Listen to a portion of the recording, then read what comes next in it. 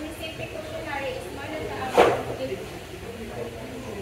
so mo na siya ang refers to action taken in advance para ma-prevent o ma-minimize po ang potential risk o harm of undesirable outcomes. So dili as a customer orientation, it is very important bilang i-orient ang customer before i-release ang ilang ibalik ilang utang or ilang product balik na ilang ipukuan. For example, kung mautang ka sa kanang mga appliances, di ba? I-contact kanila, i-orient kaya kanila before na hindi mo makuha na ipukuan. Before hindi mo na makuha na appliances. So, it's very important po na i-orient ang customer para po silang para ganing ma-minimize ang potential mga negative feedback o ang mga dili nila ibalik ang mga appliances na ilang iutang sa kanang company. Pwede ba pag kananay ganing mga negative feedback ay of course, maapektuhan po ang company na ilahang iuanan iutangan ng appliances.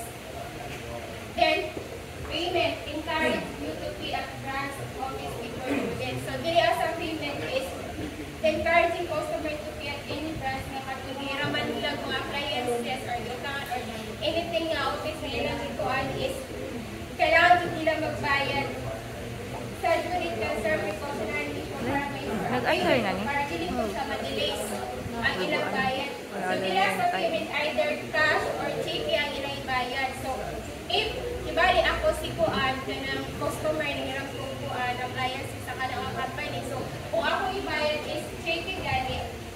So, either sa kanang naman di mga kuan kanang mga field collector or direct to the office ko magbayad. So, of course, ibali ang akong cheque is payable po siya sa office. So, if kung magbayad ko cash money, so, of course, as ang kanang customer gani, kailangan din ako buhawon po ang kanang receipt gani sa resibo sa company kapag kaya para in case na kanang magkaipit-ipit gani kay naman do'y kuan dito balik kayo na sa kanang karon nga kanang nagay mo dinay nga wala ka nang bayad ana so at least na kayo magpakos na resibo. Sorry for service. If you have problem with your unit, please call our service department. So kayo siya nga kuan example na sa kanang company gani. So of course pag kanang di ba bali ako nagkuan ko appliances. So kung nasa ibo ba igual pud ako siya i-refer sa company nga ako ang gikuhaan kay usay baya makalista sa mga baydo noon may ana.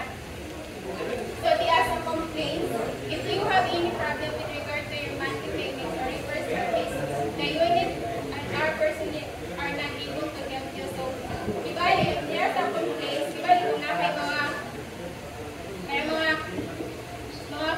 gani dissatisfaction about product or service. So mag-complain so hindi pwede sa kanya mag-complain ka to hindi ka na satisfied sa ilang product or sa ilang service. So di ba mag-complain ka. Tapos kapag mga company na kanang hindi gani direct sa kanang employee na dili na sila ang mo entertain sa imo kundi dito ano sa manager type. Ang manager na ang mag-settle sa customer ko kasi ang ipahatol nila para sa atong sagi complaint sa customer. Then handling of cash collection sales. So this refers to field collection. The company must require all collectors to remain on collection cash or check before significant of time every day. So diri pag may pagtag ng collection field is ang example ana is kaya mga collector gani kaya mga collector sa kay cash money collector siya sa kanang in terms of cash or sa cheque. So diri ako sa cash collection is kanang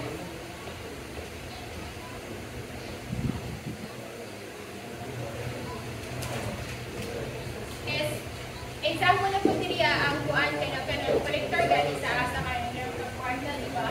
So kuan kimali ka to collector is kailangan man sa sila mo at sa kay field man so kailangan nila mo at sa kanang mga masagar ba rin mga mga tindahan at sa mga balibalay sa mga pinbukid. So kailangan nila dyan kuhaon na yung bayan kaya balik ko mag-close silang 6 p.m. So mag-receive sila, wala pa yung 6 p.m. Kaya kana, makapikuhan na nilang kuhaan mo. Makapikuhan. Say kaya kay ang collector baya ang magtapal galing sa mga pass. Doon pataya sila. So wala siya. An irregular confirmation of past due account should be conducted every now and then. So one, sa company is very important po na ang business nila is pay on top galing sa ilang financial health. So by regularly reviewing and confirming nila sa kuan sa outstanding balance sa company, so ang business maka-identify sila sa overdue payment galing through an information. So ma-identify nila ang overdue payment, so ma-follow up nila ang kanang sa customers gani o kanang mga conflict kayo sa company, so makuan na nila kanang actionan gani nila ko sa ma-recover nila ko si ang nila kung hakon. So tinapos sa kanang information is makatabang po nila sa company para ma-maintain ilang cash flow and ma-reduce ang mga kanang risk gani mga bad debts or mga kanang kalitay ng bayad. Then, we don't scale and large-scale suppliers. So, if already have internal and external auditors who also confirm accounts receivable. So, when we say medium scales, is maano sila these are technically businesses na operate with moderate lang ganin sa production capacity and distribution. So, diri sa medium scale is serve sa kanang regional or national market lang galing. So, regional or national market, parang po sa Philippines lang siya.